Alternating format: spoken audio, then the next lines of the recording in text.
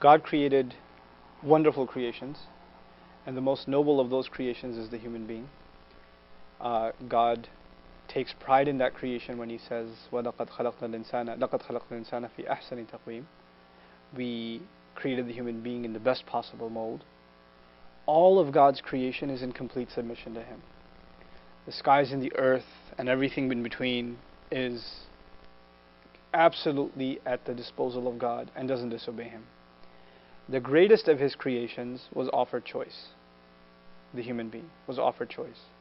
And the choice was either to submit before God like the rest of all creation does, or to go his or her own way.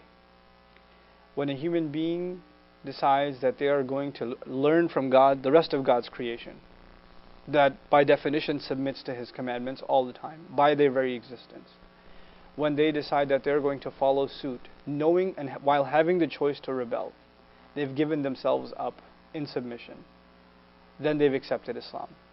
Islam is the act of submitting yourself before God. Now, all other creation, it follows God's commandments. The sun knows what position it should move in. The earth knows how it should rotate. The electrons know how to go around the nucleus. Everything has what God told it to do, and it does it. The human being doesn't. The human being has some idea what he should do, she should do, but they don't have a complete idea. So God told the first human being, in order for you to completely submit to me, this is the story of Adam now, فَإِمَّا يَأْتِيَنَّكُم مِّنِّي هُدًى. If and when guidance comes to you from me, whoever follows it, they'll have no dangers on them, and they're not going to be the ones that grieve.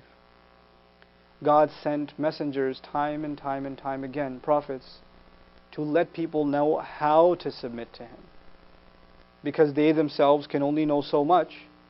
So to know what exactly God expects from them as His subjects, prophets would come and declare His teachings, His expectations.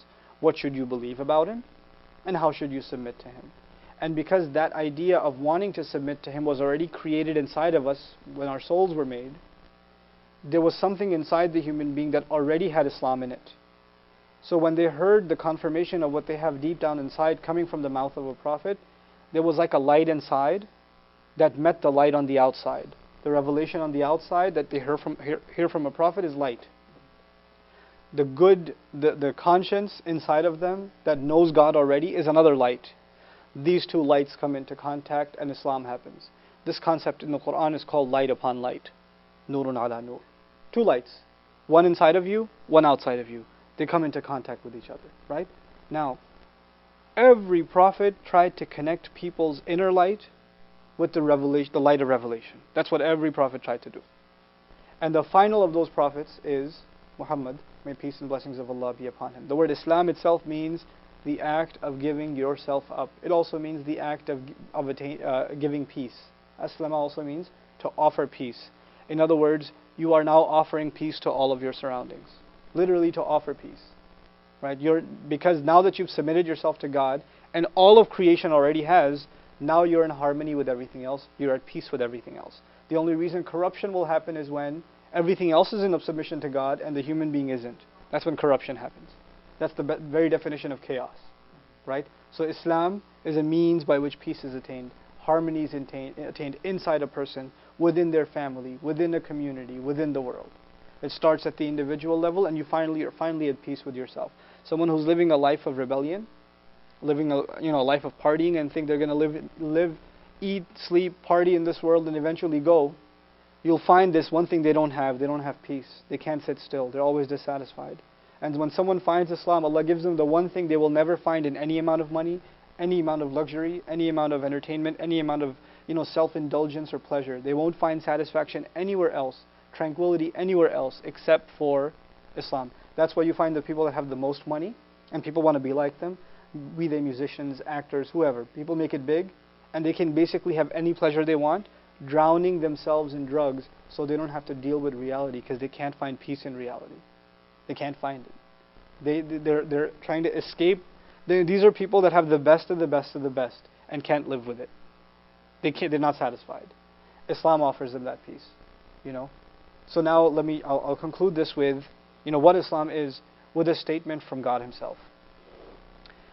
He says, قَدْ جَاءَتْكُمْ مَوْعِظَةٌ مِّن رَبِّكُمْ.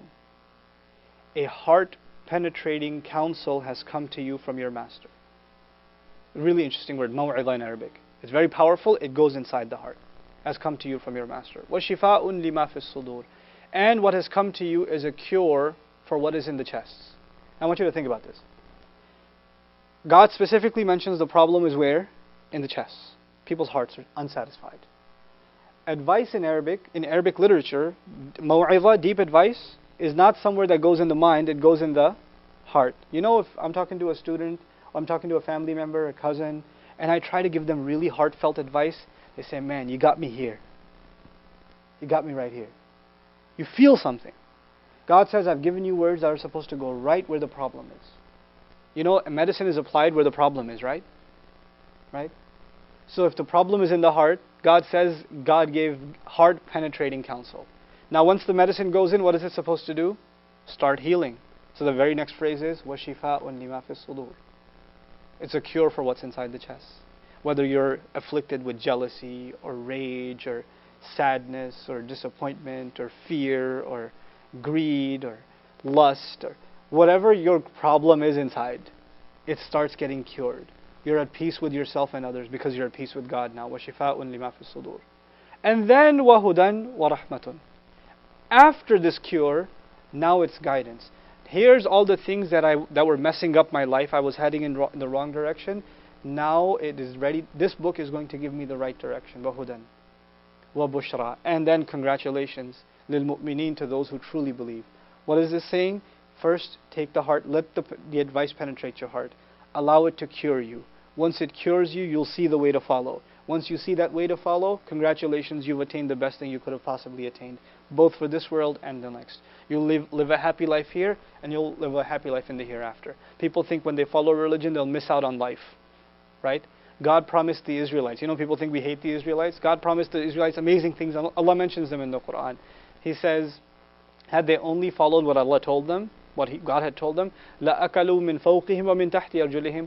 They would have eaten, they would have enjoyed, eaten, consumed from above them and beneath them.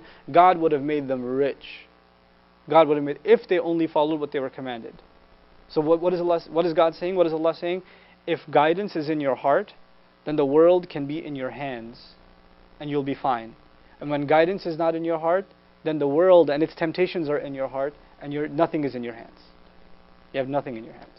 You can have the world in your hands, just have guidance in your heart. So I pray for myself and all of us that we find true Islam, true submission to God.